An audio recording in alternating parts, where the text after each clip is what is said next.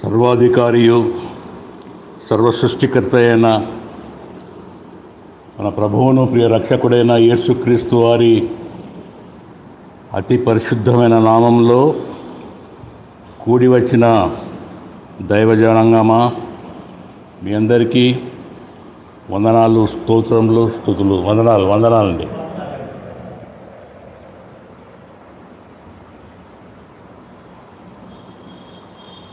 ఈ కూడిక నా ప్రసంగం ప్రారంభించక ముందు నిన్న జరిగిన ఒక దయనీయమైన సంఘటన క్రైస్తవ లోకాన్ని ఒక కుదిపింది. ఒక యవనస్తుడైన పాస్టర్ను అతి కిరాతంగా చంపేసిన ఘటన మన తెలుగు రాష్ట్రాల్లో జరిగింది. ఆ కుటుంబానికి శాంతి కలగాలని, దేవుడు ఆ కుటుంబాన్ని ఆదరించాలని ఒక 2 నిమిషాలు మనం అందరం మౌనం పాటిస్తాం.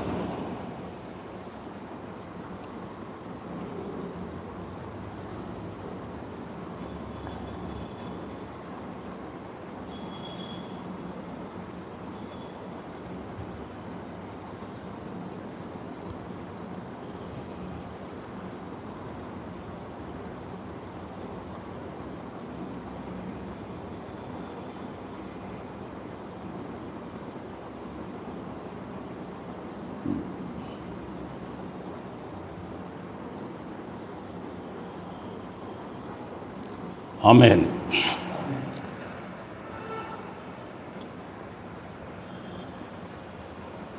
ప్రియులారా, మరణం మనిషి జీవితంలో చాలా భయంకరమైంది.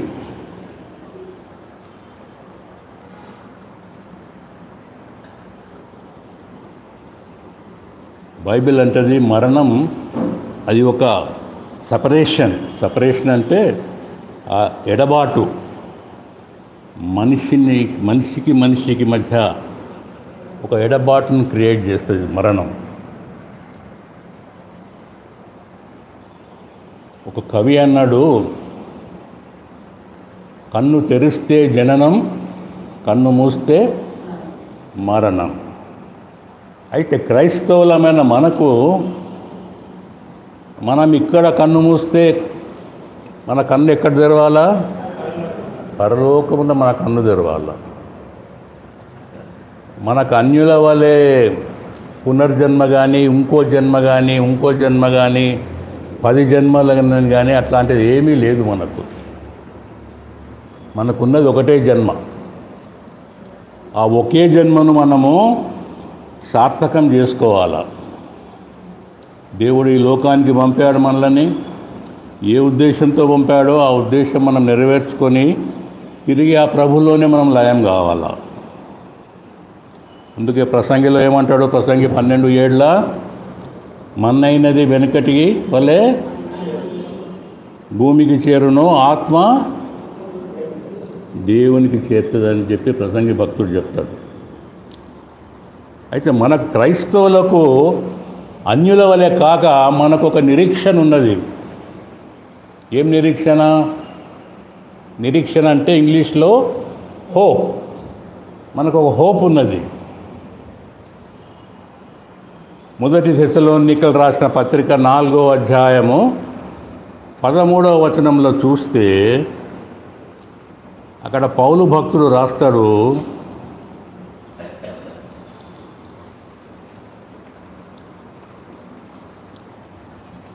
నేను చదువుతాను, చూడండి తీస్తే. 1 Thessalonians chapter 4 verse 13. 1 Thessalonians కొలస్సీల తర్వాత ఉంటుంది తెస్సలోనిక పత్రిక. అక్కడ పౌలు భక్తుడు అంటాడు, సహోదరులారా, నిరీక్షణ లేని ఇతరుల వలె మీరు దుఃఖపడకుండా నిమిత్తము నిద్రించుచున్న వారి గూర్చి మీకు తెలిసి ఉండుట నాకు ఇష్టం లేదు. యేసు మృతి పొంది తిరిగి లేచెనని మీరు నమ్మిన ఎడల అదే ప్రకారము యేసునందు నిద్రించిన వారిని దేవుడు ఆయనతో కలిసి వెంటబెట్టుకొని వచ్చును. ఈ మాట ఎంత నిరీక్షణ గల మాట. మన ప్రియులు మనల్ని విడిచిపోయారు. ఓకే, తాత్కాలికమైన ఎడబాటు, దుఃఖం కలుగుతుంది, ఓకే. కానీ ఇక్కడ దేవుడు నిరీక్షణ గల మాట ఏమంటుండంటే, మీరు దుఃఖపడకుండా ఉండుటకై దేవుడు అంటాడు, యేసునందు నిద్రించిన వారిని దేవుడు ఆయనతో కూడా వెంటబెట్టుకొని వచ్చును. ఎక్కడికి వస్తాడు? మన ఇంటికి వస్తాడా?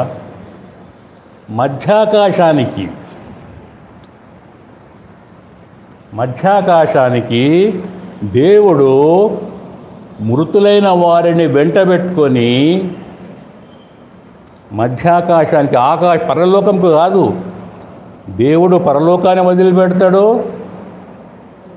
మధ్యాకాశానికి వస్తాడు. మనము సజీవులమైన మనము ఈ భూమి నుంచి మనం ఎత్తబడతాము. ఒకవేళ మనం బ్రతికుంటే, మనం మృతులైతే ఆయన వెంబడి వస్తాము. మనం ఒకవేళ సజీవులమైతే మనం ఎత్తబడతాం. అంటే ఎత్తబడే గుంపులో మనం ఉండాలి. ఆయన రెండవ రాకడలో ఎత్తబడే గుంపులో మనం ఉండాలంటే మనం యేసునందు ఉండాల. అప్పుడే మనం ఎత్తబడతాం.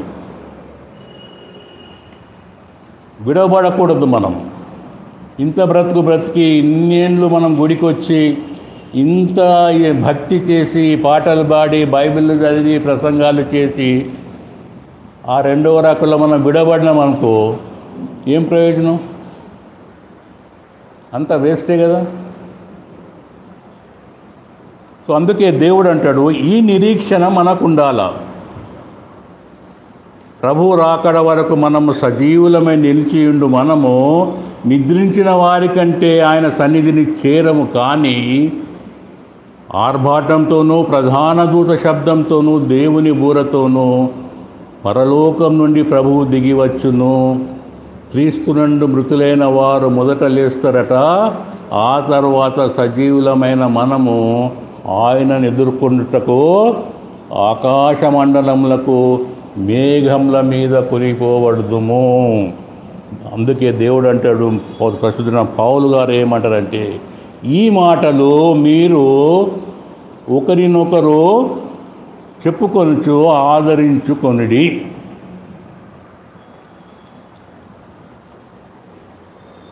ఈరోజు మనము ఒక యంగ్ పాస్టర్, ఒక ప్రభు సేవకుడు, ప్రభునందు బహుగా వాడబడుతున్న ఒక యవనస్తుడైన ఒక పాస్టర్ ప్రభునందు నిద్రించిండు. అది ప్రభు చిత్తం. మరి ఆయన చిత్తానికి వ్యతిరేకంగా మనము ఏమి చేయలేం. మనము అయితే చిన్న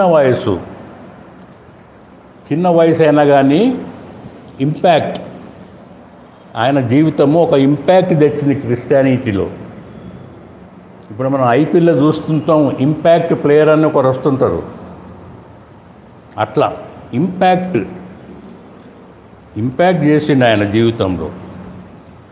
ఎన్నేళ్ళు బతికినామని కాదు ముఖ్యము, ఎంతకాలం బతికినామని అది ముఖ్యం కాదు. కాకి కలకాలం బతుకుతుందట, హంస కొద్ది రోజులే బ్రతుకుతుందట.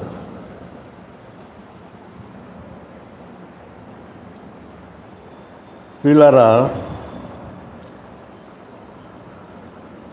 ఫిలిప్పీలకు రాసిన పత్రిక 1వ అధ్యాయము 21 నుంచి 23 వరకు మనం చదువుకుంటే పరిశుద్ధైన పౌలు గారు తన గురించి రాస్తూ అంటారు, Philippians chapter 1 21.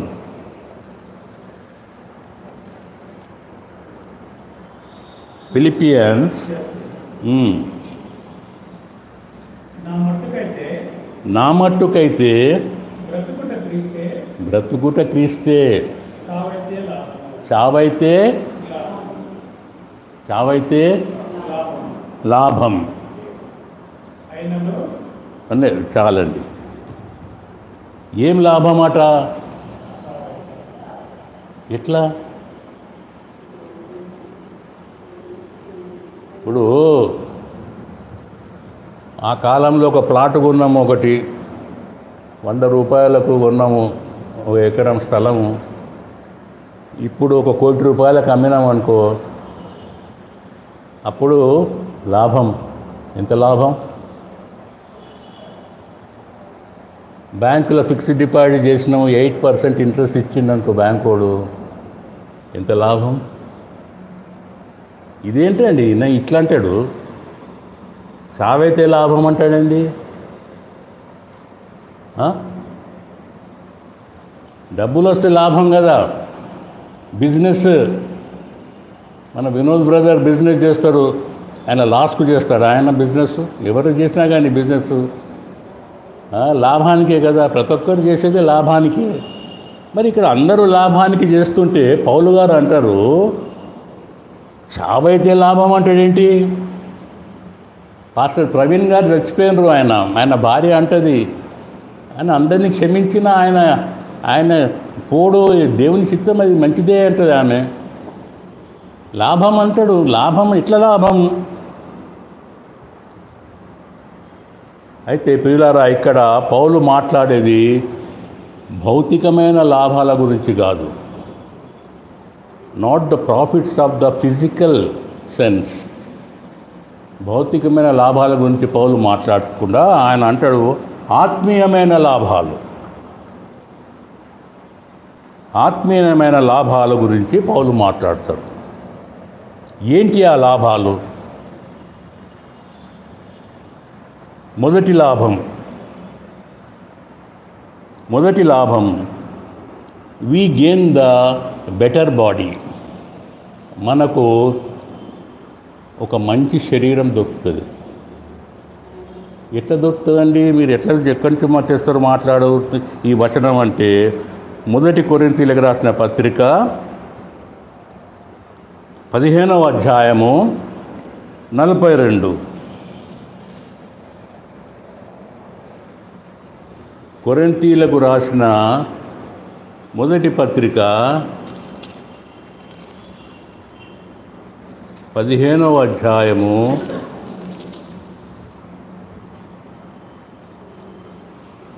42.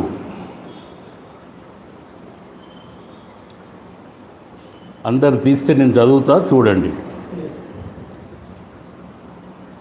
మృతుల పునరుత్థానము అలాగే శరీరము, అంటే మన బాడీ క్షయమైనదిగా విత్తబడి, క్షయమైందంటే ఇక తుప్పుబట్టిపోయింది, కుళ్ళిపోయింది. క్షయమైనదిగా విత్తబడి అక్షయమైనదిగా లేపబడును. ఘనహీనముగా విత్తబడి మహిమగల శరీరముగా లేపబడును. బలహీనముగా విత్తబడి బలమైనదిగా లేపబడును. హల్లెలూయా చెప్పండి ఒకసారి అందరము. ప్రకృతి సంబంధమైన శరీరంగా విత్తబడి ఆత్మ సంబంధమైన శరీరముగా అది లేపబడుతుందట. అయితే ఇక్కడ పౌలు గారు అంటారు ఈ శరీరము అన్ని రోగాలు, రొస్టులు, ఆయాసము, కీళ్ళ నొప్పులు, తలనొప్పులు, ఆ నొప్పులు, ఈ నొప్పులు, రక్తహీనత,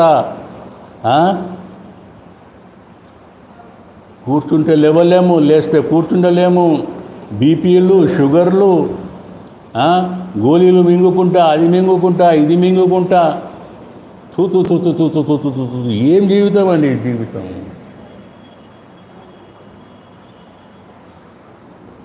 పిల్లరా, అయితే మన శరీరము క్షయమైనదిగా విత్తబడి అక్షయమైనది అంటే మహిమగల శరీరంగా, ఏ గ్లోరియస్ బాడీ అంటారు ఇంగ్లీష్లో. గ్లోరియస్ బాడీ, అది లాభం. పౌలు అనేది లాభం. చావైతే నాకు లాభం అన్నాడు కదా, ఇది మొదటి లాభం. ఏ బెటర్ బాడీ, ఒక మహిమగల శరీరము, ఏ గ్లోరియస్ బాడీ, అది మనకు దొరుకుతుంది. అయితే ఆ బాడీ ఎట్లుంటుందట, మనం ఒకసారి చూడండి. అది ఫిలిప్పీలకు రాసిన పత్రిక, అదే పత్రిక ఒకసారి 3వ అధ్యాయం 21వ వచనంలో పౌలు గారు రాస్తారు. అక్కడ ఫిలిప్పీలకు 3:21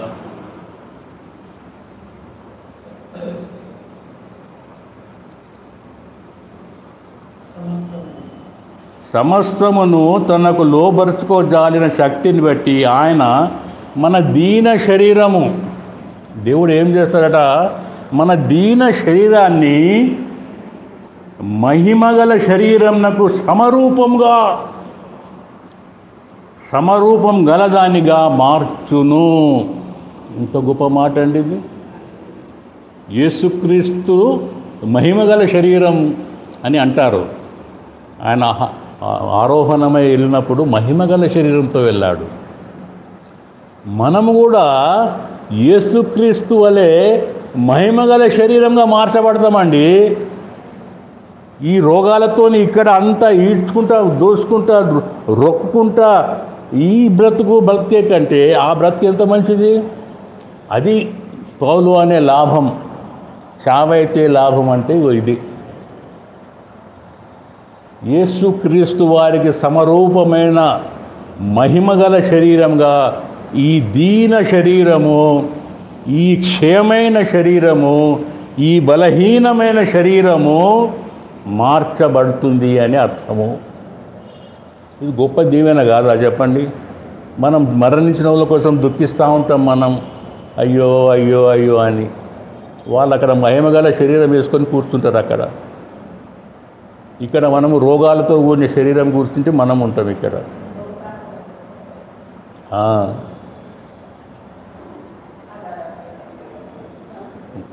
ప్రియులారా, ఇది మొదటి లాభం మనకు జరిగేది. అయితే రెండవ లాభం ఏంటి? ఒక 3 లాభాలు 4 లాభాలు చూసుకొని ముగించేసుకుందాం. రెండవ లాభం, మొదటి ఏం లాభం మనకు? ఇంగ్లీష్లో చెప్పు. Glorious body, better body, anything okay. రెండవది బెటర్ హోమ్. మనందరికీ తెలిసిన వాక్యమే. యోహాను సువార్త 14వ అధ్యాయంలో 2వ వచనంలో యేసుక్రీస్తు వారు తనను సిలువ వేసక ముందు శిష్యులతో మాట్లాడుతూ, నేను మీకు స్థలము సిద్ధపరచ వెళ్ళుచున్నాను, నేనుండు స్థలములో మీరును ఉండులాగున నేను మరలా తిరిగి వచ్చి మిమ్మల్ని తీసుకొని పోతాను అంటాడు అక్కడ. అయితే అక్కడ మనకు స్థలము ఇంగ్లీష్లో చూస్తే అక్కడ మనకు మ్యాన్షన్స్ కడతారట. అక్కడ మ్యాన్షన్ నాట్ ఆ బిల్డింగ్లు కాదు. బిల్డింగ్ల కంటే ఒక అడుగు ఇంకా ముందుకు మ్యాన్షన్, భవంతి. ఇక్కడ మీ ఇల్లు చిన్న ఇల్లు, ఒక 2 రూమ్లు ఉంటాయి, హాలు, కిచెను. అక్కడ భవంతి 20 రూమ్లు ఉంటాయి. ఆడ నేను చెప్పిన మాట కాదు, దేవుడే చెప్తున్నాడు ఆ మాట. నీకు స్థలం సిద్ధపరచ నేను వెళ్తున్నాను, నేను వచ్చి మళ్ళా నేను తీసుకెళ్తాను. ఈ భూమి మీద ఉన్నాయి, దిస్ ఈజ్ ఆల్ టెంపరీ. నాకు నీకు ఎంత పెద్ద ఇల్లున్నా కానీ ఇదంతా శిథిలమైపోతుంది. ఆ మాట మనము రెండవ కొరింథీ 5వ అధ్యాయము మొదటి వచనంలో ఆ మాట రాసుంటే చూడండి. 2 కొరింథీ 5:1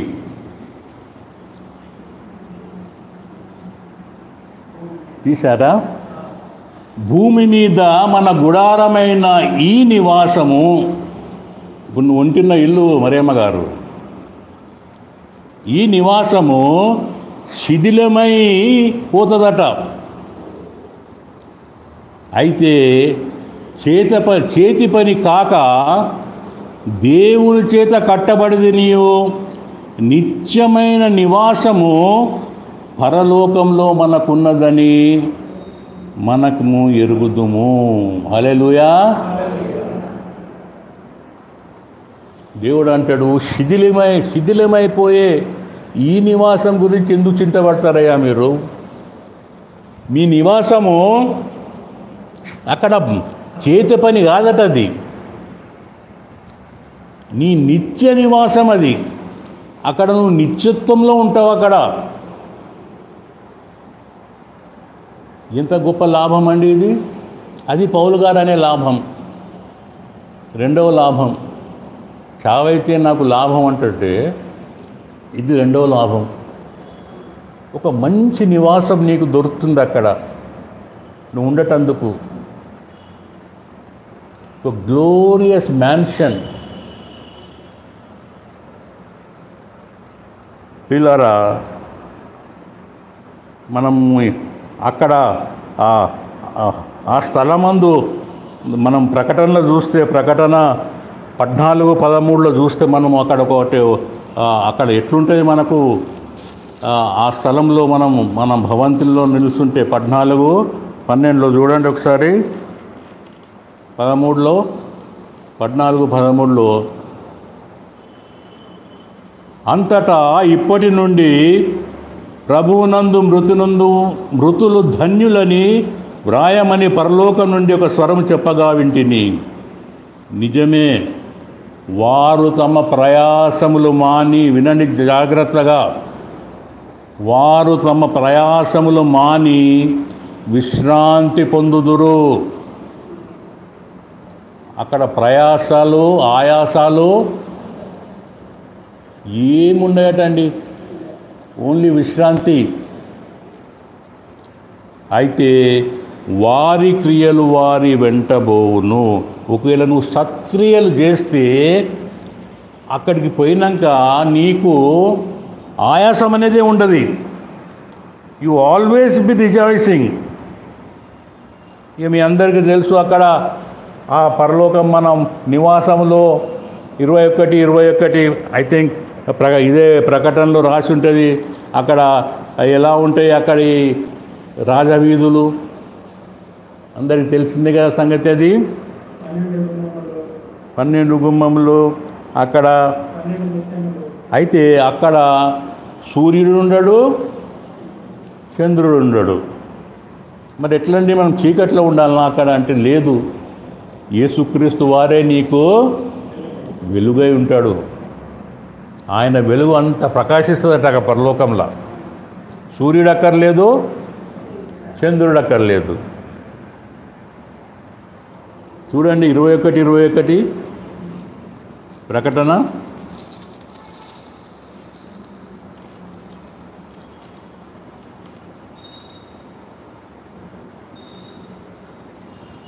అదేనా?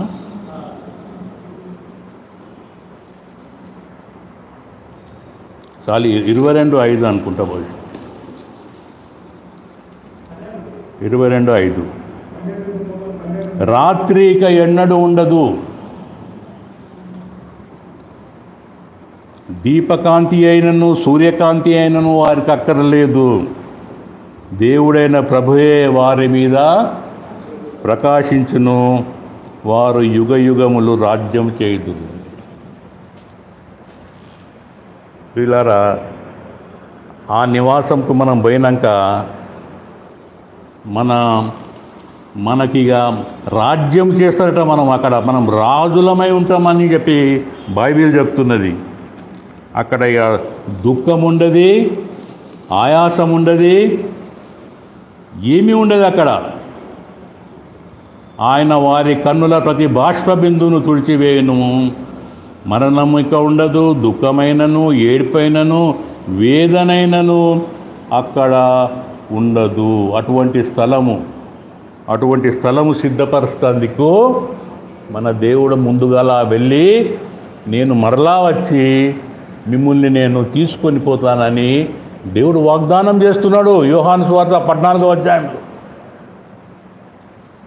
ఆకాశము, భూమి, ఆకాశాలు గతిస్తాయి కానీ దేవుడు చెప్పిన మాట గతించదు, జరిగి తీరుతుంది అది. ఇది రెండవ లాభం. ఇక మూడవ లాభం చూద్దాం మనం. మీకు అర్థమవుతుంది కదా. మనం ఎక్కడి పౌరులం అని బైబిల్లో రాసి ఉంది. అక్కడ మన పౌరసత్వం ఎక్కడుంది? ఫిలిప్పీలకు రాసిన పత్రిక 3వ అధ్యాయము 10వ వచనంలో మనము సిటిజన్స్ ఆఫ్.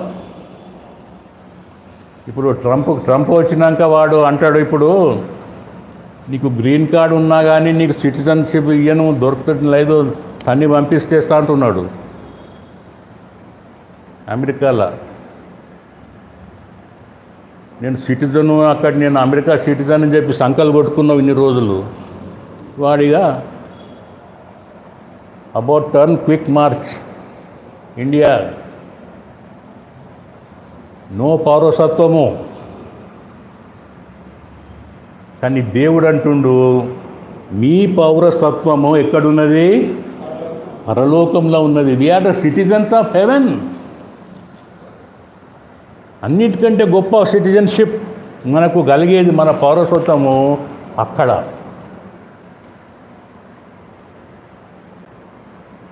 అందుకోసమే మనకు హెబ్రీలకు రాసిన పత్రికలు అనుకుంటా, బహుశా హెబ్రీలు కాదు, మొదటి పేతురు 2వ అధ్యాయము 11వ వచనం. మొదటి పేతురు 2వ అధ్యాయము, 1 పీటర్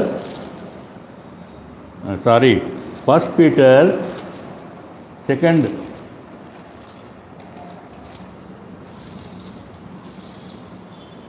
మొదటి పేతురు 2వ అధ్యాయము 11వ వచనము. ప్రియులారా, మీరు పరదేశులను, యాత్రికులై ఉన్నారు. ఏమంటుడండి పేతురు గారు? మనం ఇక్కడ ఇండియాలో ఉన్నాం కానీ మనం పరదేశంలో, ఇక్కడ ట్రాన్సిట్ ప్యాసింజర్స్. సిస్టర్కి తెలుసు, ఎమిరేటస్ ఫ్లైట్స్ పట్టుకొని పోతే మధ్యాహ్నం దుబాయ్లో అవుతుంది. అది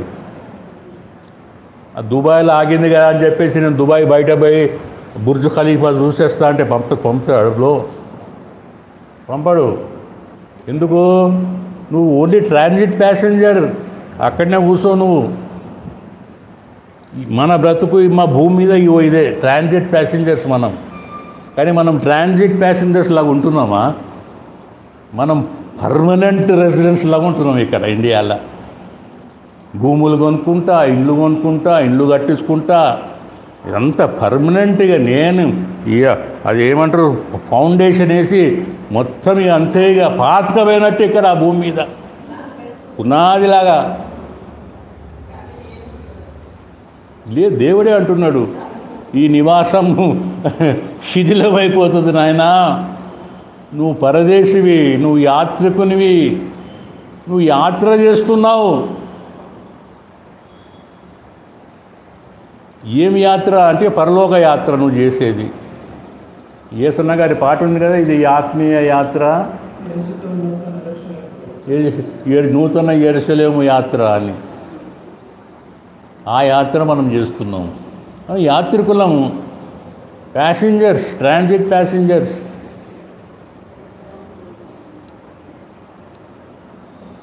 రాబర్ట్ లుకాడో అని ఒక భక్తుడు పోలాండ్లో ఒక యూదుల రబీ అంటే యూదుల వాళ్ళను పాస్టర్స్ను రబీ అంటారు. వాళ్ళ దగ్గర పోయిండట. ఆయన ఇన్విటేషన్ రమ్మని చెప్తే ఈ అమెరికన్ ఈయన రాబర్ట్ జార్జ్ లుకాడో అక్కడికి పోయిండట ఆయన దగ్గరికి. పోయి ఆయన దగ్గర పోయి కలిస్తే, ఆయన ఇంటికి పోతే ఆ పాస్టర్ అనుకోండి, రబ్బీ అంటే మీకు అర్థం కాదు కానీ ఆ పాస్టర్ ఇంటికి పోతే ఆ పాస్టర్ వీళ్ళంతా ఖాళీ ఉందట. ఒక కుర్చీ, ఒక స్టూలు, ఒక టేబుల్ మీద కొన్ని బైబిళ్ళు అవి ఇవి పెట్టున్నాయి. ఏమి లేదు సామాను. ఈ లుకాడో అనే అయిన భక్తుడు ఈయన, పాస్టర్ గారు ఇదేంటి పాస్టర్ గారు మీ ఇల్లు మరీ ఇంత ఘోరంగా ఉన్నది, ఏం లేదు, సామాన్ లేదు, ఫర్నిచర్ లేదు, ఏం లేదు. ఒక రూమ్లో ఒక మంచం ఉన్నది, ఒక టేబుల్, ఒక స్టూలు, ఒక చైర్ ఉన్నది. అంటే ఆయన పాస్టర్ గారు అన్నట, మరి నువ్వు వచ్చినావు నీ దగ్గర ఏమున్నది అని అడిగిండట. ఈయన అన్నాడు, నా దగ్గర ఎట్లుంటుందండి, నేను అమెరికా నుంచి ఇక్కడికి ట్రావెల్ చేసి వచ్చాను, నేను యాత్రికుని కదా, నా దగ్గర ఎక్కడ ఉంటుంది అంటే, నేను కూడా యాత్రికునేనయ్యా, ఇక్కడి నుంచి పరలోకాన్ని పోయే యాత్రికుని నేను, నాకెందుకు ఈ సామాన్లు గీమాన్లు ఇవన్నీ. ఈ మాట మనం ఎవరికొని చెప్తే వానికి కోపం రాదా, వీడెక్కడో వీడు అంటే. నేను చెప్పేది ఏంటి, మన ఇంట్లో టీవీ ఉండొద్దు, ఫ్రిడ్జ్ ఉండొద్దు, ఏముండొద్దు, అంత బోడిగా ఉండాలా ఇల్లు, అట్లని కాదు అది. ఇప్పుడు మనకు నిత్యావసరం అవన్నీ కలిగి ఉండాలి. కానీ అంటే మనం యాత్ర చేస్తున్నాం, యాత్రికులకు లెస్ లగేజ్ మోర్ కంఫర్ట్ అంటారు కదా. అంటే ఎంత తక్కువ లగేజ్ ఉంటే అంత మంచిది ప్రయాణంలో కదా. ఇంత పెద్ద సూట్ కేసులు 2 పట్టుకొని నువ్వు మహబూబ్ నగర్ పోవాలంటే ఎక్కడైతుందండి? ఏదో చిన్న ఎయిర్ బ్యాగ్ తీసుకుంటే హాయిగా వెళ్ళిపోవచ్చు. ఇంట్లో ఇటుక సూట్ కేసు, ఈ మెడలో ఒక పెద్ద బ్యాగు, ఏదో ఒక బ్యాగు, వెనక అది బ్యాక్ ప్యాక్ వేసుకొని ఎంత డిస్కంఫర్ట్ ఉంటుంది నీకు, భారం కాదా? మనం అది ఆలోచిస్తలేము. మనము అన్నీ కావాలా మనకి, లోకంలో ఉన్న కంఫర్ట్స్ అన్నీ కావాలా. You want to live in a comfort zone. మన చుట్టూ ఒక చిన్న లోకం ఏర్పరచుకుంటాం మనం. అయితే పౌలు గారు అదే అంటారు, మనము ట్రాన్సిట్ ప్యాసింజర్, అతిథులం మనం, గెస్ట్ మనం, కానీ మనం గెస్ట్లాగా ఉండం మనం.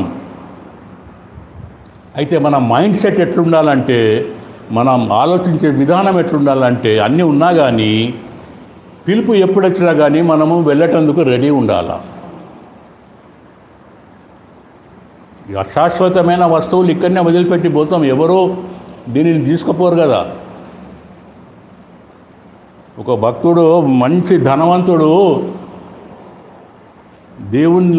దేవునితో మాట్లాడే సాన్నిహిత్యం ఉన్న భక్తుడు చనిపోయినప్పుడు దేవునికి ప్రార్థిస్తాడట, ఆత్మరూపంలో ప్రార్థిస్తాడు, దేవా ఇంత ధనం సంపాదించిన నేను, ఇవన్నీ వదిలిపెట్టి అక్కడికి రావాలంటే నాకు మనసొప్పలేదు, అవన్నీ తీసుకొస్తా దేవా నువ్వు పర్మిషన్ ఇస్తే అంటే దేవుడు ఓకే అన్నాడట. ఆ ఉన్న పైసలన్నీ చేసి దాన్ని బంగారంగా కన్వర్ట్ చేసి బంగారం కడ్డీలన్నీ సూట్ కేసులు నింపి అని లాక్కుంటా పరలోకంకి వేయండట. సామాన్యంగా పెరల్స్ గేట్ అని అక్కడ పరలోకంలో ఒక నానుడు ఉంటుంది అన్నట్టు. అక్కడ ఎవరుంటారు? అక్కడ పేతురు ఉంటాడు. అక్కడ ఎంట్రన్స్లో పేతురు ఉండట. పేతురు ఆయనను చూసి వెల్కమ్ అని చెప్పి అన్నాక, ఇదేంటండి మీరే రావాలి కానీ ఈ సూట్ కేసు ఎందుకు తీసుకొచ్చారు మీరు అన్నాడట పేతురు. లేదండి నాకు ప్రభువు పర్మిషన్ ఇచ్చాడు తీసుకురమ్మని అంటే, ఒకవేళ ప్రభు పర్మిషన్ ఇస్తే ఓకే అన్నాడట ఆయన. తెలిసి చూపియండి ఏమున్నది అందులో అని చెప్తే, ఆయన తెరిస్తే ఏముంది, అన్ని బంగారపు కడ్డీలు ఉన్నాయి. అది చూసి పేతురు పక్కుమని నవ్విండట అని గట్టిగా నవ్వి, ఒరి పిచ్చోడా, ఇక్కడ రోడ్లన్నీ ఇవే కదరా నాయన,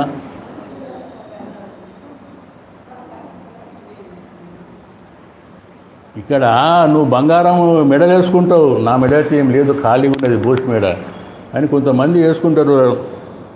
చెవులకు బ్రేస్లెట్లు, ఉంగరాలు. ఆకాష్ కానీ అక్కడ మనం పోయినాక మన కాళ్ళ కింద ఉంటుంది బంగారం, మన కాళ్ళ కింద బంగారం ఉంటుంది. ఇక్కడేమో మనం తలల మీద, మెడలల్లా, చెవులల్లా, ముక్కు పోగులు, వడ్డానాలు అన్నీ చేసుకుంటాం మనం. పౌలు గారు అంటారు, ఇవన్నీ వదిలిపెట్టి పోవాల్సిందే నువ్వు, అక్కడ నీ గురించి నేను మ్యాన్షన్స్ ఏర్పాటు చేస్తున్నాను. పిల్లరా, మూడవ లాభం చూద్దాము. మూడవ లాభం ఏంటంటే ఏ బెటర్ ఇన్హెరిటెన్స్, అంటే నీకు స్వాస్థ్యము. స్వాస్థ్యము అంటే బహుమానము, జీతము, ఒక గిఫ్ట్. 1 కొరింథీ 3:8 అందులో ఒక మాట రాసి ఉంటుంది. కొరింథీలకు రాసిన పత్రిక 1వ అధ్యాయము,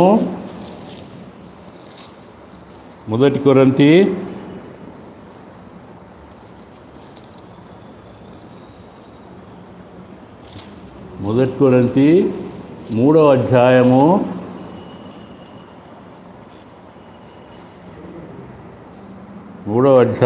8వ వచ్చిన మాట,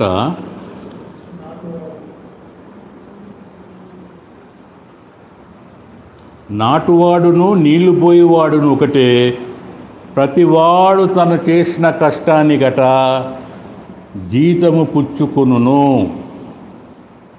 ప్రతివాడు తన కష్టానికి, ప్రతి క్రియకు జీతం ఉందట. అది మనకు బహుమానం అనుకోండి, జీతం అనుకోండి. ప్రకటన 22:12 కూడా ఆ మాట రాసుంటుంది. ప్రకటన 22:12లో, ఇదిగో నేను త్వరగా వచ్చుచున్నాను, వాని వాని క్రియల చొప్పున ప్రతి వానికి ఇచ్చుటకు నేను సిద్ధపరిచిన జీతము నా దగ్గర ఉన్నది. పిల్లారా, ప్రతి క్రియకు, నీవు భూమి మీద చేసే ప్రతి మంచి సత్క్రియకు అక్కడ జీతం ఉన్నది. ఆ జీతమే నాకు లాభం అంటాడు పౌలు. మనం మత్తయి సువార్తలో ఒక మాట చదువుతాం. మనం మత్తయి 10:42లో, మనం ఇంటికి పోతే ఒక మంచినీళ్ళ గ్లాస్ ఇస్తేనట, నీ ప్రతిఫలం అక్కడ ఉంటుంది ఇక రెడీగా. ఒక గ్లాసెడు చల్లని మంచినీళ్ళకండి.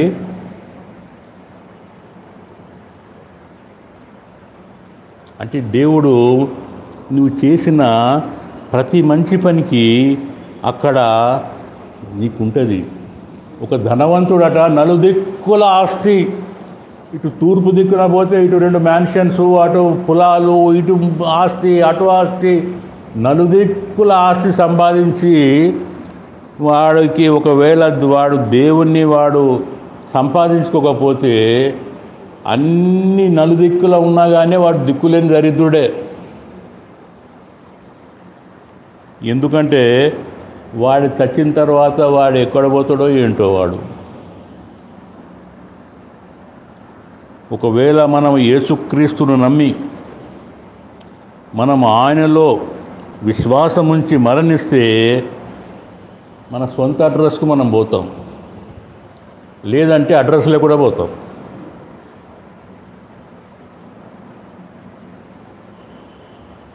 నమ్మాలా? ఆయన మమ్మీ ఆయన విశ్వాసం వస్తే దేవుడు చెప్పిన అడ్రస్కి పోతాం మనం. ప్రియులారా, ఈ దేహం ఉన్నంత వరకే నీ సొగసు, నీ అందము, నీ చందము, నీ బాడీ, నీ 6 ప్యాక్స్, కండలు గిండలు ఇవన్నీ ఈ దేహం ఉన్నంత వరకే. ఈ దేహం పోతే ఏం విలువ ఉంటుందండి? ఇప్పుడు ఆ పాస్టర్ ప్రవీణ్ పాస్టర్ మనం చూసాం లైవ్లో, అయిపోయింది, పోయింది, తొందరగానే తీసేస్తారు. అయ్యో తీయద్దు, ఇక్కడనే ఉంచండి, నేను కళ్ళ ముందరే ఉండాలా అని చెప్తే మనం ఉంచుకుంటామా? భార్యనే చెప్తుంది సాయంత్రం కాగానే, ఎప్పుడు తీస్తారండి, ఇంకా తీయరా?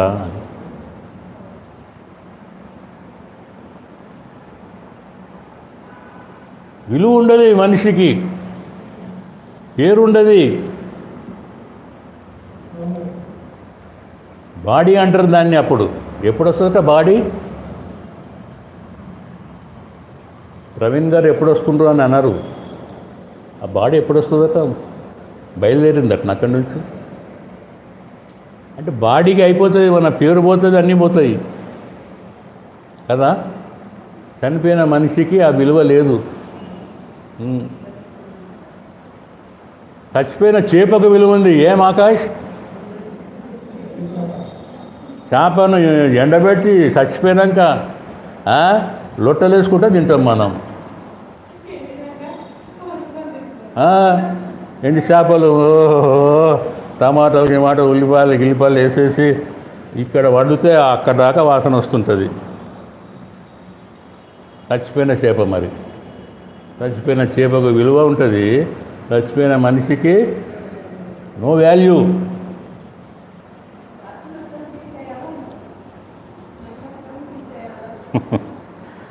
అందుకే పౌలు అంటాడు, చావైతే నాకు లాభం. ఏం లాభమయ్యా అంటే, ఇగో ఈ లాభాలు: ఒక మంచి దేహము, ఒక మంచి నివాసము, మంచి స్వాస్థ్యం. బ్రతుకుట క్రీస్తే, ఓకే, బ్రతుకుతే నేను క్రీస్తులోనే బ్రతుకుతా, కానీ చావైతే మాత్రము ఈ లాభాలు నాకు.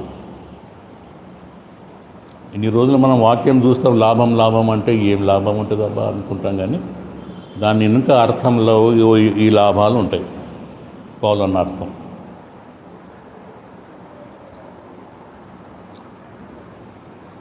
మనం బ్రతికి బ్రన్నాళ్ళు దేవుని కొరికే బ్రతకాలి.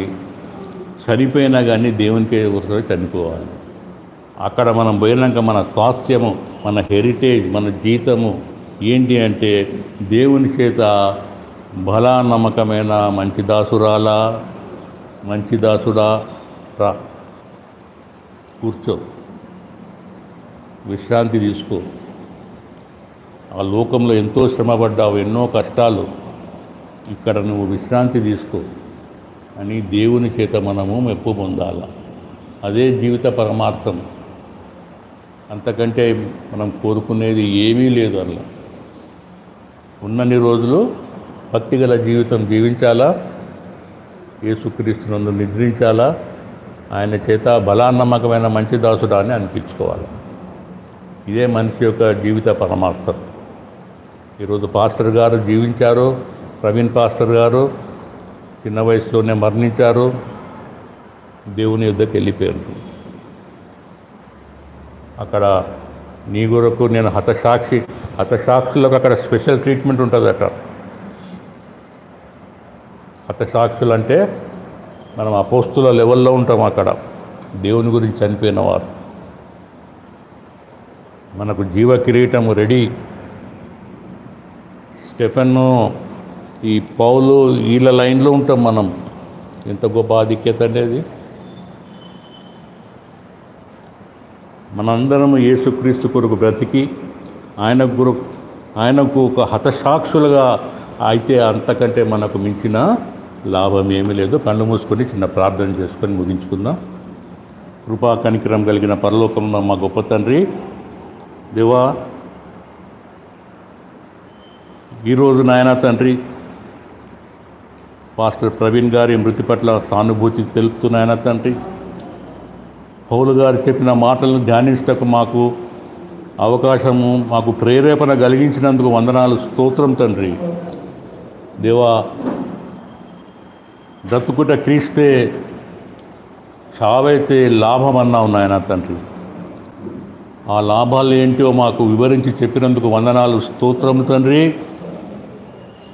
నాయన తండ్రి, అటువంటి లాభాలు మేము జీవితంలో గడించి నాయన తండ్రి నీ యొద్దకు చేరుకొని నీ చేత మెప్పు పొంది నిత్య జీవంలో నాయన అడుగుపెట్టి నాయన తండ్రి ఆ ఎత్తబడే గుంపులో మేమందరం ఉండి నాయన తండ్రి కుటుంబంగా నాయన తండ్రి మీ సన్నిధిలో మేము అగుపడి తద్వారా నిత్య జీవులు అడుగుపెట్టి నీవిచ్చే నాయన ఆ శాంతి, ఆ విశ్రాంతిలో మేము ప్రవేశించి తండ్రి ఎల్లప్పుడూ నిత్యము యుగాలు నిన్ను కీర్తించుచు ఘనపరచు ఆ నిత్య జీవము మాకు అనుగ్రహించండి తండ్రి. ఈ లోకంలో మేము పడిన శ్రమ అంతయు తండ్రి అది నీ యొద్దకు చేరుటకే నాయన తండ్రి, నీ యొద్ద చేరి నీ మెప్పు పొందుటకే తండ్రి. అటువంటి గొప్ప అవకాశం మా అందరికీ కల్పియండి తండ్రి. ఒకరోజు నాయన తండ్రి మా వాక్యంలో మొదటి తెస్సలోనికీయులకు రాసిన పత్రిక 4వ అధ్యాయం 13లో చెప్పబడిన ప్రకారం తండ్రి ఒకరోజు నువ్వు మా ప్రియులందరినీ తోడుకొని నువ్వు మధ్యాకానికి వస్తావనే ఆ గొప్ప నిరీక్షణ క్రైస్తవులైన మాకు ఇచ్చినందుకు వందనాలు, స్తోత్రం తండ్రి. దేవా, ఆ గొప్ప రోజు గురించి మేము నిరీక్షించుతున్నాం తండ్రి. మా ప్రియులందరినీ చూసే భాగ్యం మాకు కలిగిస్తున్నందుకు వందనాలు, స్తోత్రం తండ్రి. నాయనా, ఎత్తబడే గుంపులో మేము ఉండులా ఉన్న నీ కృప అనుగ్రహించండి తండ్రి. నిత్య జీవంలో ప్రవేశించు కృప అనుగ్రహించండి తండ్రి. మా జీవితాలు మార్చుకునే అవకాశం మాకు దయచేయమని యేసుక్రీస్తు వారి అతి ప్రసిద్ధమైన నామంలో తండ్రి అయిన దేవుణ్ణి అడిగి వేడుకొంటున్నాం మా పరమ తండ్రి. Amen, amen, amen. అందరికీ ప్రైజ్ ద లార్డ్. వందనాలు. Thank you.